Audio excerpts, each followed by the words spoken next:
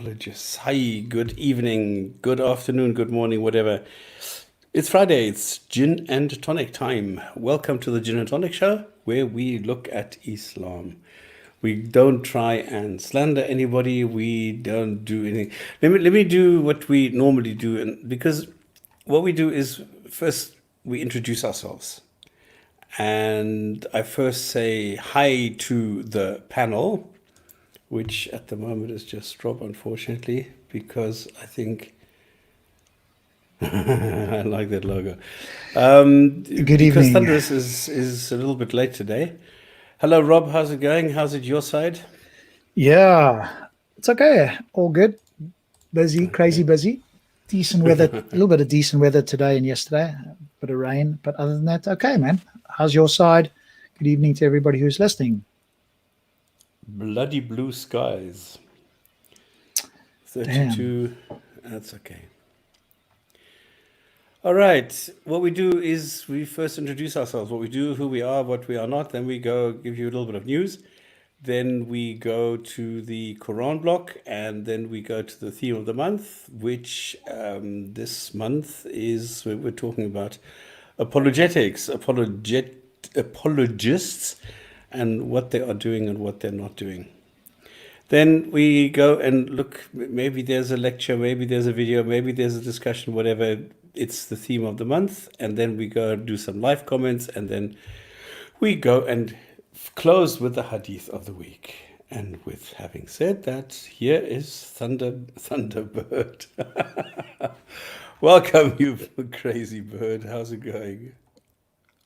Hey guys, hope everyone's okay. I hope my panelists have had a good week and enjoying the heat, and all you at home in UK in what's got to be one of the hottest days of the year. I am melting and sweltering in this heat.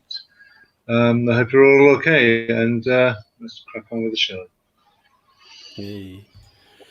And welcome to the chat. I see people are already there waiting, and I see you shiver in anticipation. What we're going to do today. Okay, we are the Gin and Tonic Show. We're a live show, and we broadcast to YouTube and Facebook. And what you can do is you can come and interact with us live. You can listen live. You can watch live. You can question. You can correct. You can comment. You can do anything you want here. If you want, preferably if you are a Muslim, you can join us and discuss anything that we are talking about. If you want to if you want to interact in any way, you can do that here. We are not like Muslims who are blocking, censoring, and restricting anything. You have free speech here. You can say your piece however you want it, and we can discuss this. So we don't go restrict people in that way. So we embrace free speech and criticism. So if you want to criticize us, go ahead. And it would be nice if it's factual and constructive. We just try and be decent.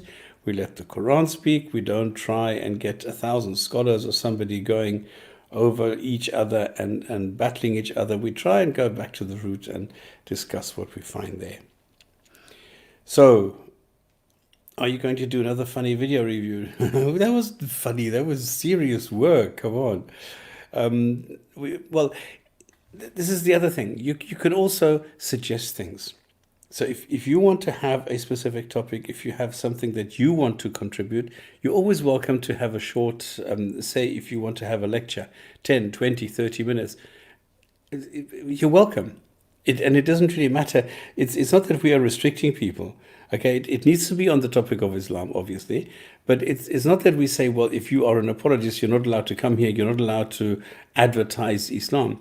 Sure, you can, absolutely. But the thing is, what we're going to do is then also look at what you said and analyze it and see if what you are saying is making sense. So this is something that we will do, yes. So thank you very much for all the people who are in the chat, who are contributing here, who are giving us the feeling that we're not just talking into the void, because I've had that as well. Because, after 10 years or 12 years, I can't even remember how long I've been doing this. You run out of topics.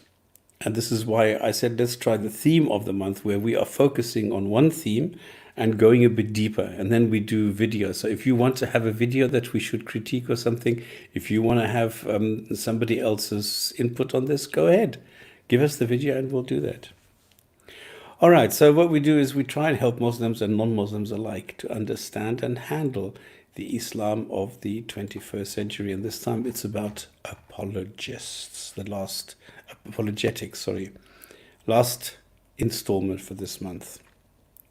All right, so let's kick off with some news where KSA has now its highest COVID-19 incidence. All right, so this is a bit of a problem because the traditional Hajj normally sees 2.5 million people going on Hajj, going to Mecca, then continuing on to Medina, and they're only allowing 1,000 people to do the Hajj, and only from KSA, only from the Kingdom of Saudi Arabia. Now, if you've been on the Gin and Tonic show, you know what this is about. Okay, you have the 5 pillars, you have faith, prayer, alms, fasting, and the fifth pillar then is Hajj, to go on a pilgrimage, to go and visit a black stone in Mecca, and then run around the Kaaba and do all sorts of things. And these are all the pagan origins of Islam. So what they're doing is, because of COVID, because of this SARS-CoV-2, they are restricting access only to people from inside the country, and only 1,000 people. So this is amazing, because this is one of their main sources of income now, because the oil doesn't give so much at the moment. So the funny thing is, this is like end of the year for us. This is like New Year. And this year it's supposed to be around 22nd of July to 19th of August. And this is not going to be happening. So nobody from Indonesia, which has more Muslims than any other country on the world, India's catching up, but I think Indonesia is still the number one. That means they cannot go on Hajj. Now, as a Muslim, you are required to go on Hajj. So this is going to be a bit of a problem. Now, you'd think that if this is one of the 5 pillars, and you think that if this is so important for a Muslim to go to Mecca, to this black stone, to the Kaaba, then this God, one should think, should care for this. If this is so important for Allah that He makes it into one of the 5 pillars, then how come He stops it? How come He's not capable of creating an environment where people can go and do this pilgrimage, go and run around the Kaaba and throw some stones at some pillars which represent the devil? Why can't He do that? Why is this Allah so weak? And humans have to go and apologize for this Allah constantly. So I don't quite know what the problem is with this God. Then there's a report in The Guardian from Wednesday, from Melbourne, in Australia, where a huge Eid party at the end of Ramadan caused a spike in COVID patients. And now Muslims are not complaining about this. They are complaining that this report causes Islamophobia. So they ignore the warnings, and they ignore the stay away orders. They ignore the social distancing orders. They ignore all the rules and regulations around the SARS-CoV-2, and they go and have a big party. Then a lot of the participants are infected. They go back home, spread the infection even further, and then they go and they complain about somebody reporting about this. This is crazy. This is mind-boggling. How can you say it causes Islamophobia if you are the idiots who are going and I don't know, exposing yourself, knowing full well what the risks are? And you go and you distribute this, and then you cause even more widespread infections to other people. So you not only are you stupid, you're also selfish and totally ignorant, and you don't even care about other people. So that's quite pitiful. And then you go and you play the victim and you say, oh, poor us, poor us, poor us. Come on, guys, get real. This is stupid. And finally, I love this. Okay, there's a channel variant Quran. Let me put the link into the whatchamacallit, select hyperlink into the chat, because this is a video of okay, I don't know if people are aware of this. Dr. Daniel Brubaker, is an expert on like ancient manuscripts. And he found, and he was totally fascinated when he found old documents, fragments of the Quran. Now, he then said, he went into the history and said, oh, wow, this is interesting. And then people said to him, yeah, but hang on, you're not allowed to go public. And he said, why is that? Well, this is a sensitive issue because the Quran says these fragments are not allowed to exist. Because the oh shit. No, that's not the link that I intended. Thank you. What did I put there? Come on. Why did it not select the link? Thank you. What is that? You put the link for the show. Let's try again. Oh, this time it's better. Because I pushed select the link. I pushed select the link and then I pasted it, and I was like totally 100% sure that this was the link to the YouTube video. Okay, here's the link. So he became like fascinated by this, and then people said to him, no, you can't go public because this is a sensitive issue, because the Quran says that it has been protected, and there's no variant Quran, and it's always been the one and only Quran. Nothing, not even one comma, one dot, whatever has been changed. Well, there were no commas or dots in those days, right? Number one. Number two, he said, yeah, but the fragment that I have here, if I compare this to the Quran, it's different. And then he got more and more interested, and then he started even more, because he then learned more Arabic, because it was like high level, so he went a little bit deeper, even though now people, of course, are criticizing him, like what's his name, Yasser Qadi is now saying, yeah, but he doesn't speak Arabic, he doesn't know this, he doesn't know. Of course he does. Anyway, so he then found fragments which, according to the Sunnah, shouldn't exist, because according to the Sunnah, it was Uthman who collected all the fragments, compiled the Quran, and burned everything else. But now people, I mean, I don't quite understand it. Muslims are saying, and this is the stupidity of apologists. They are saying, well, we have fragments from Birmingham which date back to the Prophet, and this proves that the Quran is inerrant because everything in there is still the same. Now, the funny thing is, if you look at this, it's not the same. The second thing is, how did these fragments survive if Uthman collected all the fragments and destroyed them? So you are contradicting yourself by saying that the Birmingham fragment is as old as Muhammad. I mean, we all the rest, of course, it's not true, because all the carbon dating does, it takes the age of the animal when it was killed and not when the text was written. But that's besides the point. From a logical point of view, people shouldn't make this claim, because these things shouldn't exist. The same as the Sana Quran, it shouldn't exist because it's older than Uthman. So I don't know how this works. Anyway, so he found a lot of variants, and what is interesting is that he found this in a place which I know quite well, because I've been there. I don't know how many times. I think once a month or something. And this is the Museum of Islamic Art in Doha.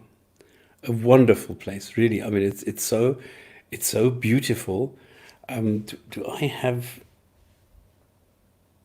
Can I quickly load this to show you? I don't know if I can, because it's well worth it. I mean, it's really beautiful. What is it? The Museum of Islamic Art in Doha.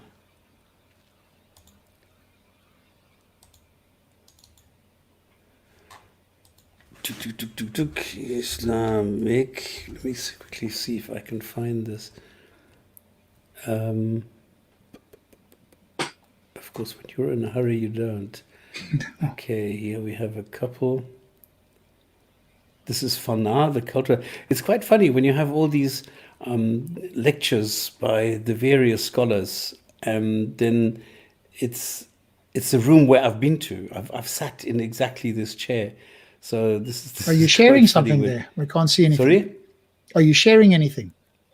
No, not yet. I'm still looking Okay. because I'm looking at the entrance driveway. Yes, this is always the case when you want something quickly. Then it's not the one that you see. Okay, let me take this one.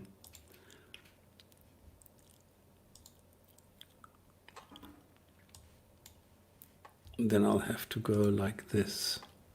Ah, no, sorry, that was the wrong one. I have to go on. How do I do this on me?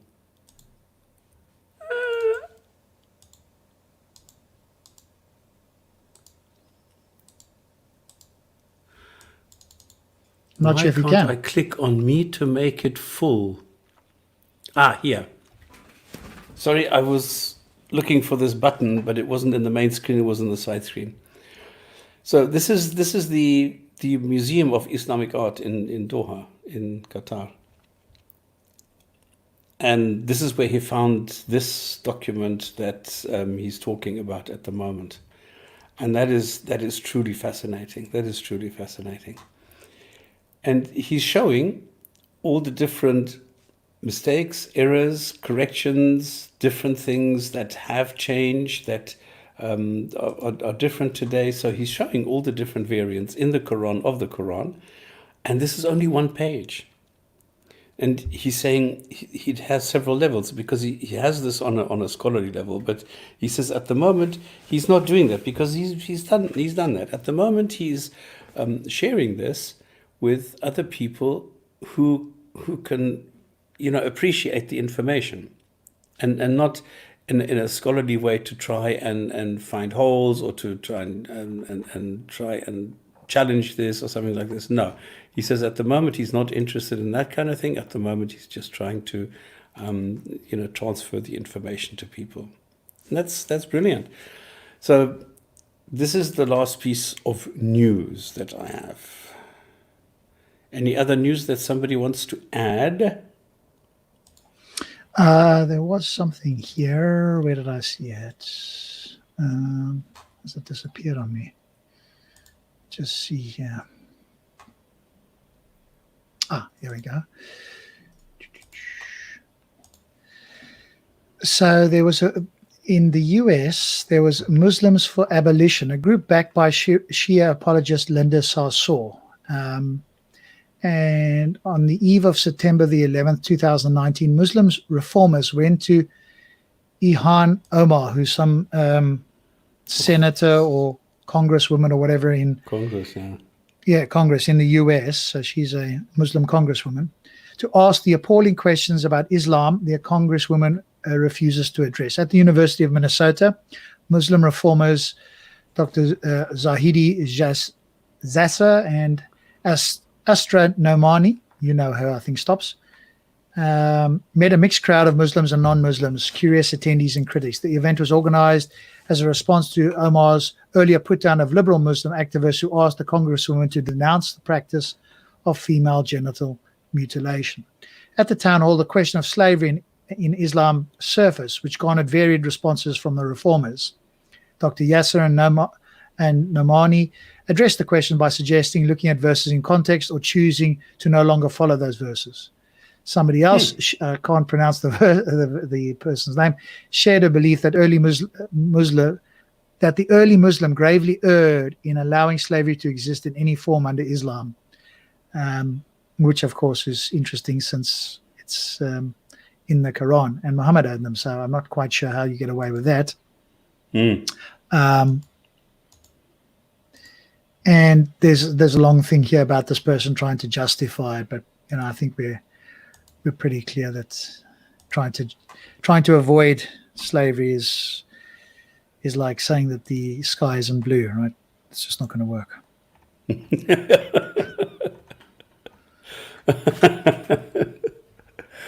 Oh my goodness, this is so crazy. I don't know why it's so difficult for Muslims as a whole to go and do at least a small reformation, at least of things like exactly what you are bringing up now.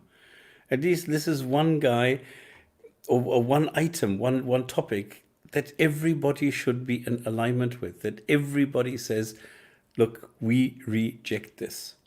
And they can't. They can't. This is so weird.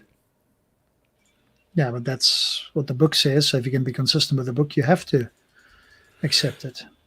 My goodness. Wow. Okay, do you think, I don't know, do we think that Muslims are ever going to go into a reformation and to take out these kind of sentences or anything that has to do with FGM, anything to do with violence, anything to do with all these things that are really wicked, like this rape of female captives, even if they're married? Do you think this is ever going to happen? No, because then it's easy becoming. You're coming through very You thunder. can't. You're coming. We can't hear you. Try again. I says, can you hear me now? Yeah, go ahead. Okay, it ceases to become Islam when you start picking at it like salt and pepper, and you can't separate the things that you choose, and you can't separate it from things that you don't like. It ceases becoming what it is. Islam is defined by the Quran and hadith, and if those are the things that you want to pick and choose that you like, then you have to abandon Muhammad as one starter, because he can't be your ideal role model like this, like the Quran claims, and you have to abandon your God, because he's certainly not an example of a God that you'd want to follow. So what are you left with? Because you're either following one or the other. And if you start picking at it, like I'll take this out, and that out, what components of Islam are you actually left with that you find that are adherable? There aren't many. And if you were to do that, how is that any different from, say, well, I may as well become a Christian or a Jew or Zoroastrian then, or a Buddhist? Or your individual version of Islam? Well, then it's subjective then. If it's an individual version of Islam, then it's subjective, and all you're going to do is climatize it to the environment that you're in. Correct. But then it ceases becoming Islam, because then when those two ideologies clash, say one version of Quran Islam clashes with another version of Islam, how do you define which is the better one? Because that's No, you just can't. No, subjective. I understand that. You can't. This is impossible because then if you say, okay, I'm taking the Quran, but I'm leaving out sentences 15, 18, and 25, then this is no longer, part of the Islamic group, the Ummah or something. Then you are a separate sect. This is correct. Yeah. But which is the correct one? Well, you can either go back, the Salafi Wahhabi version, which is the going back to Muhammad, or you are saying, well, we are modern Muslims and we want to live in a modern country with a modern environment, modern society, and this is why we would like to retain our God, but in a modern environment, and then you have to do that. Otherwise, it doesn't work. So, there's two ways, because Islam is collapsing the way in the form it is today. But then that must say that there's something about Islam that it is collapsing. It can't be a religion from God if it's collapsing. Then you're saying that you have to bear in mind, Muhammad himself said that this is the best generation, then the following, then the one after that, the first three generations, so the best of Islam. Now, surely it is the desire of every Muslim on the planet to want to be like one of those three generations that were present at the time. So you moving away now 1400 years later and saying, well, we'll pick at it like salt out of pepper, it ceases to become what it was supposed to be in the first place. If Muhammad was alive now, what would he say? He would say that they're kuffar, they're kafir, they're no different to the Jew or the Christian, and they will suffer like the Jew and the Christian, and they in effect will become, as the Quran itself says, the worst of creatures. No Muslim wants to be like that. To not be the worst of creatures, you have to be like your role model, Muhammad. Allah himself says so, with you is the perfect role model. You can't do that in a Western society. So all a Muslim can do is be that Muslim on the outside, superficially, when he goes to work in the Western world. But all he's going to really be doing then, if he's a real Muslim, is waiting until he's in secure numbers, and then to resort back to the Islam that he knows is the right Islam to follow, when he's got enough numbers to back him up to do so, or if there's a political climate where people are too scared to say anything about Islam. And I think that's the society that we're living in at the moment, where people are too scared to say anything about Islam. Yeah, but then there is no perfect environment for a Muslim like this today. I mean, even this Hakika Kahachi, I mean, he doesn't know what the hell's going on. He doesn't know what to do. He can't tell people what is going on. There's two types of Islam. There's the Islam in the Muslim-controlled lands, and then there's Islam in the Western-controlled lands, and Islam in the Western-controlled lands suffers from a thing called cognitive dissonance. That's what it is. There's the two psyches of Islam. I don't know how they're going to get around this, this is going to work. It's not going to work, Stops. This is it. It can't work. There's nothing of Islam that is compatible with anything but Islam. You can't appeal to it historically, because the history that it talks about doesn't find itself compatible with the history that we know that's written in historical records. So that's thrown out the window. Okay, let's look at science. Okay, we don't need to mention science. That's this Quranic science, Islamic science speaks for itself. You throw that out the window. Okay, let's look at it morally. There is no morality in Islam, so we have to throw that out the window. So what are you actually left with of Islam that is compatible with any environment outside of a Muslim theocratic domain? You aren't. You're not left with anything. Wow. Yeah, it's pretty gloomy then for people, for Muslims. Yes. Well, why do you think? Okay, to prove it, if there was if what I'm saying is out of turn, or I'm being a bit too harsh with Islam, you have 1400 years of Islamic history and apologetics, where you can see where it has failed everywhere it's went. Even today, you can say Sikhism is, say, incompatible with, say, the West, and for some that may be the case, but we do not find schism, tension and hostility with Sikh communities. We don't find it with Jewish communities, Christian communities, Zoroastrian or Hindu communities, or even the Oriental Taoist, Shintoist, Buddhist communities. You don't find schism anywhere in the world. You might find where they maybe live insular and away from, and they don't want to integrate, but that doesn't cause a tension or a schism or a friction. You do find that everywhere on planet Earth, wherever this malignant religion goes, you find those kinds of tensions, schisms, and frictions everywhere. There isn't any location on Earth where this religion goes and you don't. That should be enough to tell you how incompatible it is with anywhere. If it goes to a Jewish community, it causes problems. Christian communities, problems. Sikh, Hindu, Buddhist, atheist, wherever it goes, whatever continent it goes to, wherever country it goes to, wherever culture it goes to, it causes problems. I defy anybody to come on the show and prove otherwise. No, it's true. So there's your compatibility of Islam. There's your compatibility. It isn't compatible. Oh boy. Okay. Rob, your view on this?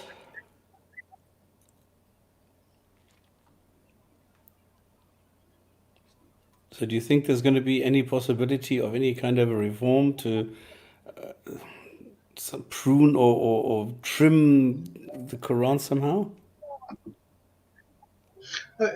Here's an example. All those Muslims that want to reform it, and I dare say there are Muslims that want to reform it, ask them to go to Saudi Arabia and hold a debate or a discussion or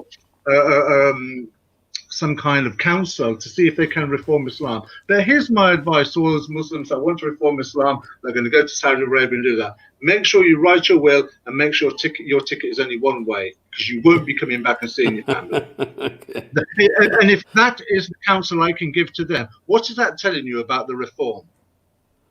Their own God in the Quran says that if you become a friend to the Jew and the Christian, you are just like them. That's what the Quran says. And if you're going to mess around with Islam, clean it up or dust it down or refashion it, remodel it or mold it to fit with today's day and age, then you have done the very thing that the God of Islam condemns. You've become a friend, so therefore you have become like them. You are kafar, you are the worst of Christians. You are, as the God of Islam says, you're a hypocrite. That's what happens when you mess with Islam. You tamper with Islam to fit the Western narrative, you become a hypocrite. Shit, eh? Yeah, it's a bit of a bastard. Rob, I don't So know. it's an illegitimate religion. So you're quite right, it's a bastard. My mic was playing up. Can you hear me? Yeah, no, yes. Sorry, man. Yeah, I lost you guys there for sure.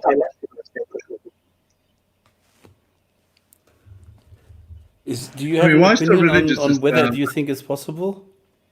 Sorry, I missed a part of it. What is that? Thunder, you talk. No, I was just saying, why so religious has put a comment in a side comment saying the main problem is the hadith. Now, I don't know if he's responding to somebody who's made a point or if he's actually saying that that's the problem with Islam. The hadith is the problem. I'd challenge that. Right? There is no such thing as a Quranist only, but let's pretend, for the sake of the discussion, there is a Quranist way of having Islam. There's nothing of the Quran or any of the doctrines or the teachings of Islam that are compatible with the West. So you can put the hadith to the side, come back to the Quran, and you still have the same problem. The Quran is the one saying that if you become a friend to the Jew and a Christian, you're just like them, you're a hypocrite. That's not the hadith, that's the Quran saying that. The Quran is saying that non-Muslims are the worst of creatures. The Quran is the one talking about slavery. The Quran is saying you can have up to 4 wives. The Quran is the one saying you can beat your wife. The Quran is making statements about science, allegedly. The Quran is the one making historical statements about Dulkarnain and giant iron walls with brass covering between 2 mountains. The Quran is making those statements, not the hadith. Okay, but there are. But I agree with him to the extent that the hadith are the actual real problem because they contradict the Quran and they really make a mess of Islam. So if you could really do 2 things, one thing is to go and somehow get rid or ignore or whatever all hadith, and then take the Quran and then prune it. So this is something that you would have to do, and then see if you can find some sort of consensus on what parts of the Quran you should keep. I think that's the way. And just to answer that, some people are saying, well, if you're going to throw the Quran out, you can throw the Bible out too. Well, let me just respond to that about any other religion. Though I'm not defending other religions. I'm certainly not going to defend Judaism, Sikhism, or Hinduism or anything like that. However, their holy texts, or what they consider to be holy, do not cause schisms in communities. They do not cause laws to be changed. They do not cause censorship. You can speak quite freely about Hinduism, Taoism, Shintoism, Buddhism, Sikhism, Judaism, and Christianity with impunity, without fear. You can't do that. Islam is causing the problem, and the Quran. Those other religions, you can say, oh, all the religions, fine. From your point of view, that may be the case. But the discussion is that the way that the world is now, Christianity isn't causing a problem. Judaism isn't causing a problem. Neither is Hinduism or Sikhism or Taoism, Buddhism. They're not causing problems. The Quran is. That's the context of the discussion. Yeah. Okay. Then let's go to the next segment, which is the Quran,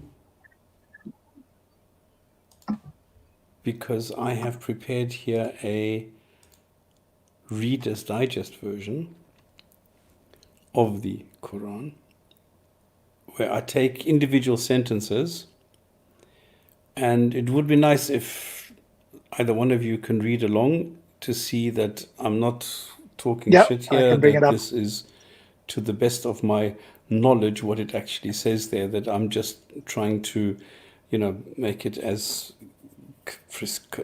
condensed as whatever as possible, concise as possible. So we left off on 49. Those who didn't will be tortured. I'm not a god and only follow orders. This is Muhammad saying this. Are the blind and the seeing alike? No, of course not. Think so. Warn others or else. So this is where we left off last time, I think. So I went and did some more, which is in chapter 6, sentence number 52. Don't stop the actions of believers, because you might be unjust. Now, can we just to give people an example? Can we just show what this looks like, just to show what I am doing? So I'm taking a sentence like this one: and do not send away those who call upon their Lord morning and afternoon, seeking His countenance. Not upon you is anything of their account, not upon them is anything of your account. So were you to send them away, you would be the wrongdoers. I'm taking this and saying, don't stop the actions of believers because you might be unjust. All right, so I'm just making it shorter. So I'm taking the words, the sentence. I'm trying to get to the essence of what it is trying to tell us, and then I'm trying to just condense this. So if you go to the next sentence, I'm saying God knows the brown noses, or sycophants, bootlickers, obsequious. And I had to look this up. I didn't know this word, obsequious. People who do this. And this is what I see a lot of the time. That people just say, Allah is great, He's the best, and they don't care what nonsense it says. They say the Quran is so wonderful, is so fantastic, so everything, and yet when you read it, it doesn't make any sense. But they're always saying, God knows best, no matter what happens. 54 says, believers who are ignorant and repent if they do wrong will be forgiven. Now, we have a lot of sentences like this. And you see, on the other hand, you get people like us who don't believe that Islam is the best thing. We're going to go to hell. We're going to be, tortured for eternity. And yet here it says that we will be forgiven if we repent. So this is quite strange. And then there are things in the Quran which say, well, everything, anything can be forgiven. But then why does it say over 100 times that non-believers, non-Muslims, will go to hell for eternity? Why does it say that if you assign other gods, I mean, it says all the time there are no other gods, but if you assign other gods which don't exist to you, then you will not be forgiven. So why does it say here again and again, you will be forgiven, when in reality, no, there are hundreds of sentences which say, no, you will not be forgiven. So it's quite weird. Then 55 says, we explain the revelation, yeah, like hell, and expose the wicked. No, neither one, none of the above is true. So, no, the sentences or signs are not explained. Like even this sentence, which says it explains it, is not explained, because a God should not require an explanation if a God says something. Now, this is my expectation of a God. Maybe my expectation is too high. Maybe I should expect a lot less. And maybe I should think, well, a God is just a bumbling fool. And therefore, if a bumbling fool says something, well, then it requires an explanation. Then it requires a context. Then it requires human beings who are the apologists for what this God is saying, that other people cannot understand, and that this God cannot make clear, cannot in any way articulate the wishes, commands, and whatever is on this God's mind. Why would it require an explanation of the explanation which is not explained? And why would you, the way of the sinners may be shown up? Why? Why do you create people who are sinners, who require an explanation of the signs? Why not give the sinner, the people that you create, the signs already in detail, so that everybody knows exactly what to do? Why is it that we humans can tell everybody on this planet, if you see a combination of red, yellow, and green, red means stop and green means go, and everybody on this planet understands that? How come we humans can do that? How come we humans can convey these messages to people? And there's no misunderstanding. We don't need to explain it. Red means stop, green means go. We don't need to explain it. We don't need to go and and write tafsir and I don't know how much on this. Red is stop, green is go. Very easy. And a God is unable to do that. Strange. But also, it doesn't actually detail anything, though. That's the point. No. Most of the things that we read through are so vague and undetailed, and all you need is actual detail, right? Which seems to be, as you say, a bit of a challenge. So to me, it's almost the sense in this verse. We explain the signs in detail. Do you really? Where do you explain it? Clearly not in the Quran. So where else are you explaining this? And if you were explaining it somewhere else, why don't you detail where you've explained it? So this is just, it's just self-defeating claims. Yeah, and then why so religious comes up and says, well, it is explained in the hadith, but if you look in the hadith, it's even a bigger mess. So it's so weird. It's so weird how the Quran is telling you that everything in here is wrong, and then telling you at the same time it's correct. You just need to have faith. You just need to believe everything. And if you believe everything, then you don't need to worry about it. Everything is going to fall into place. So what is the point? What is the point of having this? This is so weird. It's detailed Oh, in my reality and goodness. in the Quran. Yeah. No, the reality and the Quran do not correspond. So yes, we can find detail in reality if we investigate it using science and other methods. We certainly don't get there by reading the Quran. The Quran is completely undetailed. It's a complete lack of detail that has any of us and any critically thinking viewer or reader should look at this and go, no, this is terrible. If this is the best your Allah can do, this is clearly made up by men. The lack of detail is evidence against the Quran, not in its favor. Yeah, and it says things like, okay, and this is the weird thing. It says somewhere in the Quran there's a battle. It doesn't say who, what, where, when, how, and who was there, who was killed, how many people, nothing. And then people come and say, wow, look here, there's an accurate description, and it's a prophecy, and it happened in the past. This is, Yeah, but it's crazy. It's totally crazy. All you are told is to obey 139 times. Obey. Have faith. Don't question anything if the answer might cause you to doubt or might cause you to feel uncomfortable. Okay.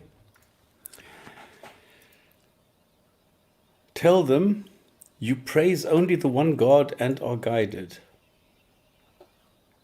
Okay. Why should you tell anybody?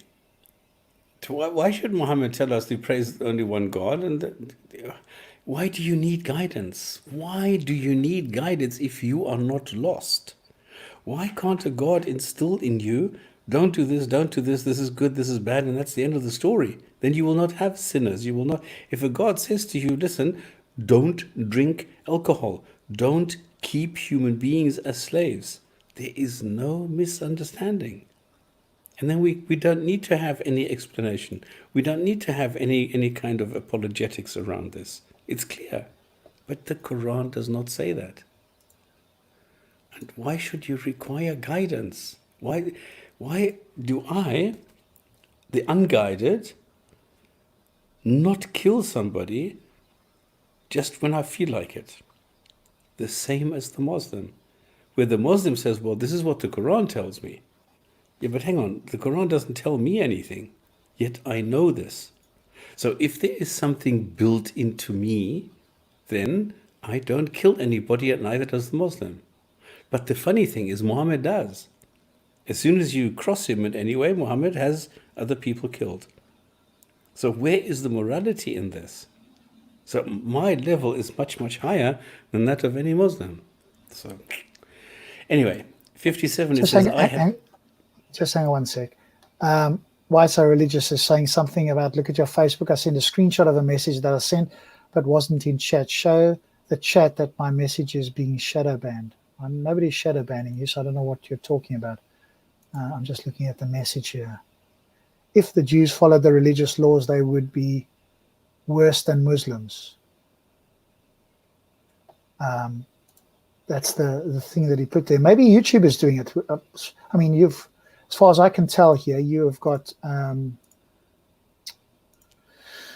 the spanner there, so it should be working. There's nothing that's going on here. The only other thing that I can think that's happening is Streamlabs is doing something there, but I haven't seen that come up either.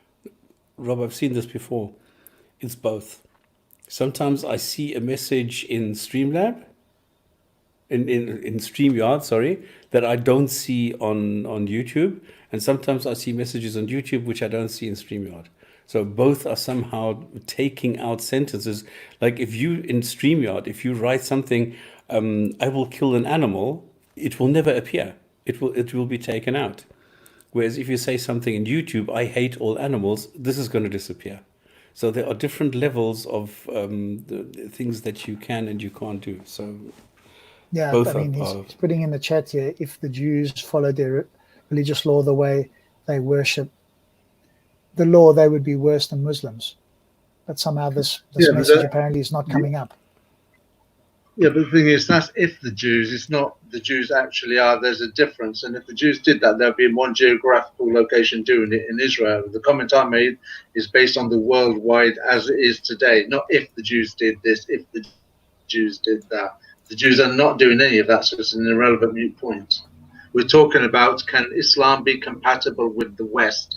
That was the subject. And based on Islam's text, Islam cannot be reformed. Islam is not compatible in any other location on earth other than in Islamic controlled countries. That was the point. We do not have this problem outside with any other religion, only Islam. I'm not defending other religions. I'm just making an objective observance that I do not see problems with Zoroastrianism, Buddhism, Sikhism, Taoism, Shintoism, Hinduism, Judaism, or Christianity around the world. I find that problem geographically in every location, in every community, in every culture, and in any language with Islam. That is why I'm saying it is not compatible anywhere. That was the comment. I'm not defending intelligent design. I'm not defending the Bible. I'm making an objectionable comment, observable comment. I don't think anybody can deny. Well, the funny thing is, we're talking about apologists, and we've got an apologist in the chat, and he says, "Well, don't take what anybody else is saying. Just take the Quran." Well, then we take the Quran and we show him what's in the Quran. He says, "Well, that's not in the Quran." So, how are you supposed to read the Quran if it's nonsense?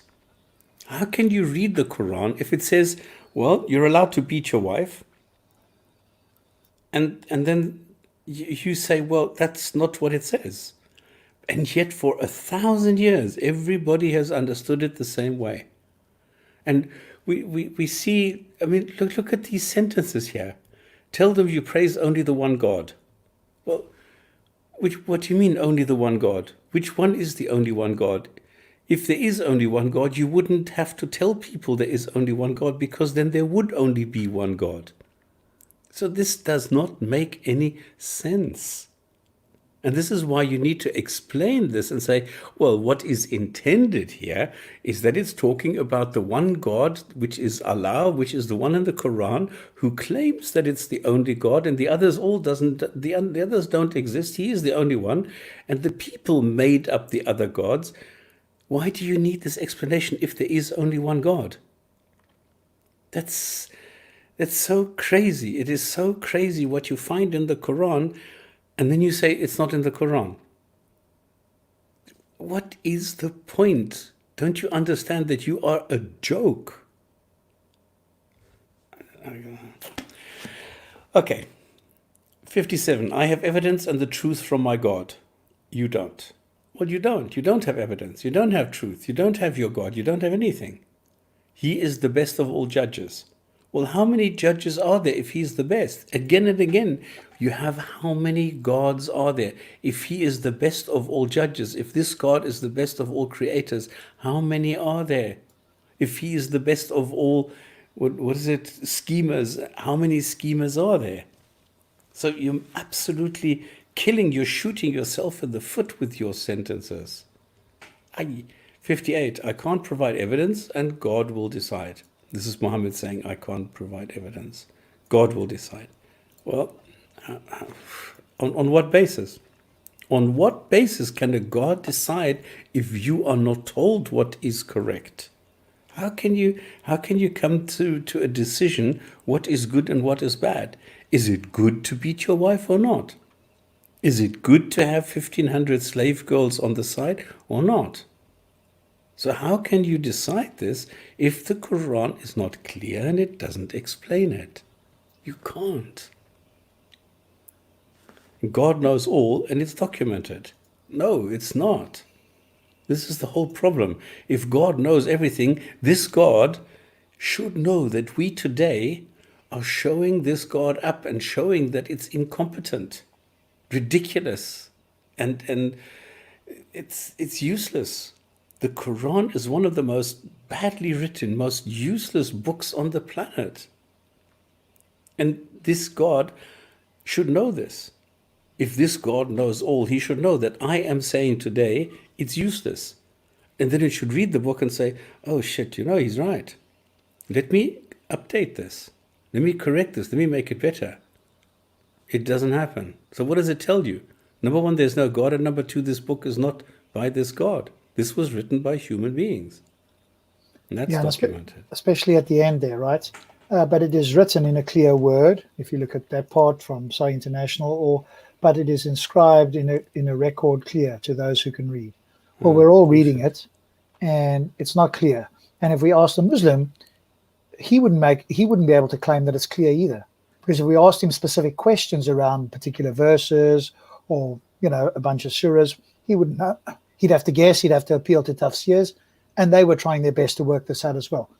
So it's very clear that it is not a clear record. It is an obscure, it is, what's the opposite of transparent, opaque record at best, even if it's a record. And then we're being very charitable and accepting that it is in fact a record and not just something that somebody made up afterwards, which you've debated people on already. What is the first sentence in the Quran, in the proper Quran? ALM. Okay, what kind of a clear record is that? What does it tell you? Nothing. And then you'll hear Muslims say things like, which they say to me, right? So I'm repeating what they said. No, but some things Allah has kept only for himself. I listen to people make statements, and I'm not saying that every Muslim says that, but does the brain not engage before the mouth opens and words come out? If this is supposed to be a clear record and he's sending stuff for himself that nobody else can understand, that is a contradiction. Now, again, not every Muslim says that, but I do hear Muslims say sort of ridiculous things like this, and I do wonder, whether they think before they speak, at least the ones that I've spoken to. But what do they say? What other responses do they have to that, right? This clear record business is so easily refuted. Okay, listen, just look at the sentence. No grain is there within the darkness of the earth. What is that? What is the author trying to tell me here? Oh, basically, you've got to read more of it, but I would say that what they're trying to say here, and they're trying to be rather verbose instead of concise, is that God knows all things. So they're trying to elaborate that there's not a grain that he doesn't know in the darkness, nor moist in the sky, blah, blah, blah. It's all his knowledge, but it's inscribed in a clear record. Well, where's that clear record? No human has ever found it. And if you need to explain it to me. And if we did find a clear record, how would we know which God it came from? Certainly, how would you know it's Allah's message, right? So, and then next sentence, he knows your income or actions. It's income and actions is quite weird. Some translate it as income, some take it as actions. Both can make sense. He knows your income or actions and judges you when you are resurrected and you return. Then he tells you what you've done. Really? Do I need to be told this? This is so funny. And you are judged when you are resurrected. Now, he should know, because we've just been told that Allah has knowledge of everything. He should know what I did even before I did it and at the time that I was created. So how can a God judge me when I was programmed to do exactly that? Because there is no such thing as free will that I can decide to change my mind if a God already knows I will go up the alley in direction A. I cannot go in B because then God would know this.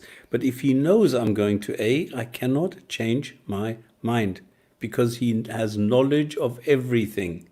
And if he has knowledge that I will change my mind, well, then I'm not really making my free will if I'm changing my mind, am I?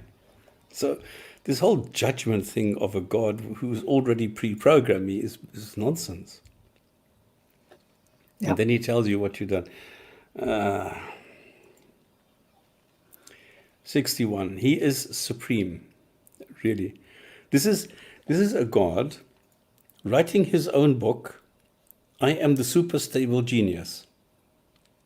And I assign angels to record what is already recorded, by the way, because the pen has already recorded everything. And the angels now record and then take the soul without fail.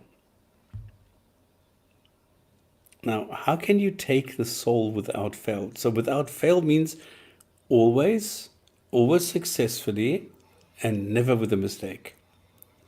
So this God is great, wonderful, super, whatever, and assigns angels to write something down and then take the soul without any mistake. Can anybody explain what is going on here? I don't know. Yeah, I just think it's like bigging up himself, or if you like, or whoever wrote this, bigging up, God as if he was speaking about himself. It's as if you needed to hear it for the 100th time. Maybe he thinks you do, right? Because he didn't create them well enough to understand it the first time, so you got to keep repeating yourself. If the angels take the soul of a person without fail, so what happens to those who die and then are resuscitated 2 or 3 minutes later back to life? Did the angels fail in that moment then? Because they were dead for that moment. What happens then? What's Allah playing out, or what are the angels playing out then? Maybe they're taking their time or something. Huh?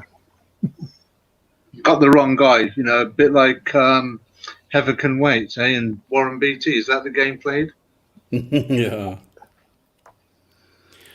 Okay, so they take the soul without fail, and then they return to this most stable genius. And then who can save you? You need to be grateful. Now, what the? I need to be grateful for what? A God creates me, programs me, tells me what's going to happen, tells me what I'm going to do, at what age I'm going to die, tells me what and where and what, and then I have to believe and do and whatever. And then I need to be grateful. I wasn't asked. I wasn't given any opportunities to do whatever. I mean, imagine the guy says, well, I'm going to put you on this earth where you're not allowed to have extramarital sex. You're not allowed to have alcohol. But then I'm going to put you up into heaven where you're allowed to have extramarital sex and alcohol. What is this?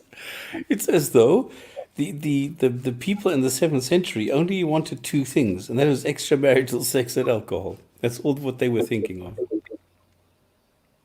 Yeah, because that's to them something that they value down here on earth. So if you're not going to have it here, you've got to have it somewhere, right? Imagine heaven was, in the Muslim book, it was a place where you had to work out every day, you had to eat well every day, you had to go and toil out there, do the things that supposedly are good here, up there. But instead, the things that up there that you're told are bad down here are good up in Muslim heaven, supposedly. And I still need to be grateful for that. How does human beings believe this stuff? It's just mind-boggling. But I just think they don't think about this, right? I don't think most Muslims have ever read any of these verses, and those that have don't really understand it at all, and just bypass they skip it, over right? them. Yeah. And if he saves you, why do you need idols? Okay. I don't know what to do with this. If he saves you, why do you need idols? If he is the one who saves you, why do you need idols? Well, okay, I don't know. This to me is, I don't Well, know. obviously Maybe he it doesn't makes deliver sense. everybody, right? It is Allah who delivered you from all of these distresses. Well, clearly it's only for the chosen people, and yet you worship false gods. Well, obviously, presumably, you wouldn't be delivered if you were worshipping a false god. So the only person that wouldn't be delivered was somebody who was worshipping a false god. So it is Allah that delivereth you from these and all other distresses, and yet you worship a false god. How's that possible? Maybe somebody can explain that to me. How is it that you can be delivered? Presumably by delivered saves you, is Sahih International, from it and every distress, and then you still associate with others with him. How is that possible? Because the moment you associate or you worship false gods, then he's not going to deliver you. He's been saying that throughout the Quran. So how does that work? Not really. Okay, 65. He can do whatever and explains the revelation. Again, it's the same story again and again and again. No, he cannot do whatever. It's impossible to do whatever you want to do. And he doesn't explain the revelation. So Yeah. it's true and you reject it. Well, just live with it. Yeah. In the 67, the prophecies here will happen and you will find out. Well, sorry, no, there are no prophecies in the Quran. There are no prophecies in the hadith. There's nothing there that contains any kind of detailed or precise description of anything that has happened. I mean, there are vague things, and there are things which, you know, Oh, we can which you hear can some say, all right, feedback. they are likely to happen, and they did. There's Sure. some. And there are things Can you like, hear us, Stops? Oh, there you go. That's better. There was some buzzing on the mic. Oh, he's muted himself there. Okay, so maybe there was a problem on his end. So 667 there. For every message is a limit of time, and you shall know it. Okay, so if we just pass this out for a second, what is knowledge? Justified true belief is a common theory of knowledge. In order for you to know something, you'd have to believe it. It would need to be the case, and you would need justification for it. So this, let's just go to the tafsir. For every message is a limit in time, and soon you shall know it. Who's he speaking to? Let's have a look and see if we can make sense of this very quickly. Every tiding, every announcement, here's Al-Jalalain, has a conclusion, a fixed time in which it will take place and be concluded, including the tiding concerning your punishment. And you will come to know it. This is a threat for them. Okay, so he's claiming that you'll know when the tiding, your punishment will come. Again, so remember we said this was detailed. For every message is a limit in time, and ye shall know it. For every Rob, happening. can you continue? I need to run. Okay, mate, no worries. Okay, I think something's happened for Stops there, so we'll just go backwards and forwards and have a look at that. So I don't know, Thunderous, if you can explain this one. Every message has a limit in time, and you shall know it. Well, if they're saying every message, then that would presumably mean any message that is delivered. Well, that's what I read from it. But then thing is to see, then you'd have to apply it to himself. So when is the limited time for the message of Islam then? Because Exactly. Judaism went on for 1,500 years, but the Christians will tell you, well, we knew it was going to be that long because there was going to be one appointed time when it would change, and that's when it became Christianity. And the Muslims will say, well, that's when it changed in the 7th century and it became Islam. So how long is this going to go on for if it's a limited time? They'll have to go up to the day of judgment. For every happening is a finality, and you are going to know. What those people didn't know, nobody today knows. Even if they were talking about, which is not clear here again, even if they were talking about death and resurrection or judgment, judgment will come at a certain time for everybody, presumably, and that hasn't happened. And all the people that died have no idea when that is going to happen. Unless now the claim is that once they die, they know, but that means that nobody on earth knows about it. This is just complete confusion, as is normally the case. So 668, what a stop. Well, I think sorry, I think this is one of those instances in a section of the Quran where it's incoherent and it's gibberish, and I don't think we're sitting there trying to make sense of this, but there have been greater minds trying to make sense of this that have gone before us. Several, great minds, hundreds of minds that have tried to make sense of it. They've all come to the same conclusion. The Quran is incoherent, it is gibberish, it goes from one, if you like, narrative to another narrative with no cohesive joining bridge, as it were. So we're sitting here reading certain ayahs of the Quran, and you're looking at we're all looking at each other thinking, well, can anybody make sense of this? Well, we're only coming to the same conclusion with each other that other minds have done with this material before us. So if the audience are listening thinking they can't make sense of this, so they're not that very bright, well, the reality is I don't think Muslims can make any sense of this, and other people are non-Muslim that can speak in the Arabic languages can't make any sense of this. So I mean, how do they, I guess they attempt to. I mean, how does their mind operate such that they can walk away and think that they have made sense of it? That's the fascinating part. Well, just to answer Maverick's point there, can you make sense of the Talmud, Levy? Well, thank you for that question. No, but maybe you can answer it, Maverick, considering that most of the Quran is made up of the Talmud.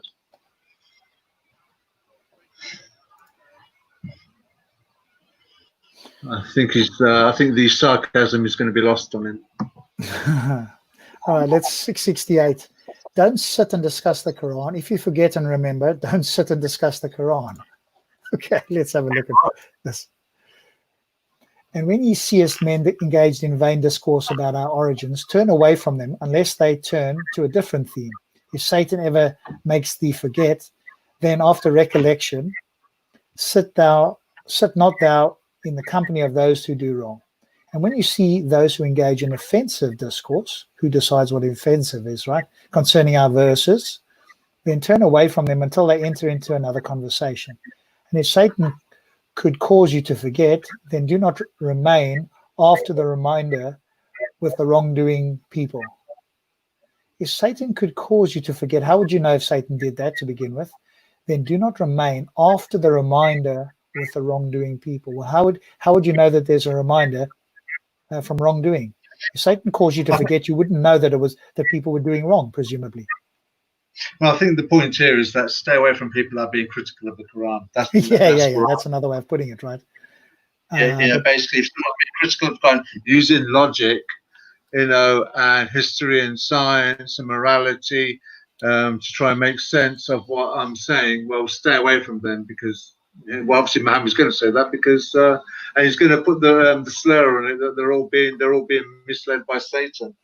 If they're being critical of what I'm saying. Yeah. And how would any Muslim know whether Satan has made them forget? How would they know that? Well, I don't know. But the interesting thing is, I don't know what part of Muhammad's history that this is in. But how would Muhammad tell the difference? He couldn't tell the difference when the satanic verses were put on him, and he certainly forgot them, didn't he? Yeah. All right. Let's do 69. The righteous are not responsible for this. And maybe they will remind. Let's have a look. On their account, no responsibility falls on the righteous, but their duty is to remind them that they may learn to fear Allah. And those who fear Allah are not held accountable for the disbelievers at all, but for only for a reminder that perhaps they will fear him. So basically, it's just saying that those who are righteous from Allah's point of view, Muhammad's point of view, are to tell those people who are engaging in vain discourse to stop what they're chattering. And it's not the Muslims' fault if other people are slurring Islam, Allah, and Muhammad. But the Muslims' responsibility is to try and correct that. But if that correction doesn't work, it's not, the burden isn't on the Muslim. Yeah, exactly. But only for a reminder, well, obviously dawah isn't a reminder because a reminder would suggest that you already knew something and you've forgotten it. So maybe if anything, it would be talking about Muslims who have forgotten something. But that doesn't make sense either because it couldn't be because it says they're the disbelievers. But are the disbelievers Muslims that no longer believe, or is it people like like me, because you're a Muslim who no longer believes, and I've never been a Muslim, and I both of us disbelieve. Are we the same sort of disbelievers here? How do we know? I'd be the worst, because apparently I was born into the truth and I reject the truth, or clear signs, whereas you're being misled by vain discourse. So the punishment from Allah's point of view is going to be heavier on me. After all, I'm the one that left Islam, and I'm the one that's under the death penalty, and you're not. Yeah, and perhaps and the job is to remind them so that they can fear him. So is that the job? To remind us to fear somebody instead of remind us or explain to us why we should believe with good reasons and evidence. Clearly, that's not part of it. Yeah, well, the only thing that the narrative that keeps getting repeated is clear signs, clear signs, clear signs. But thus far, we haven't seen any signs that are clear. We haven't seen any signs that are murky. We haven't seen any signs. No. Whatever supposed signs there are certainly not clear. And even if they were, let's just say, let's be charitable and assume that at some point the Quran makes something super clear. How do we know that it's something that comes from God? It would need to be some extraordinary claim that no human had done. Otherwise, some human could have easily made it up or guessed it or whatever the case may be. So, again, it's not very helpful. Let's do 70. Ignore those not serious about their belief. Use the Quran to remind them that there is only a God, no intercessor, no Allah, no bribe. Non-believers will be tortured. All right, this is quite a long one. Let's have a look. Leave alone those who take their religion to be mere play and amusement and are deceived by the life of this world, but proclaim to them this truth, that every soul delivers itself to ruin by its own acts. Well, how's that possible? If God has already done it all for you, how can it do its own acts? But let's put that aside as usual. It will find for itself no protector or intercessor except Allah. If it offered every ransom or reparation, none will be accepted. Such is the end of those who deliver themselves to ruin by their own acts. They will have for drink only boiling water, and for punishment most grievous, for they persisted in rejecting Allah. But isn't he the most merciful? So it's just despicable. This is you know, this is one of those I will have to say, at what point is this not hate speech?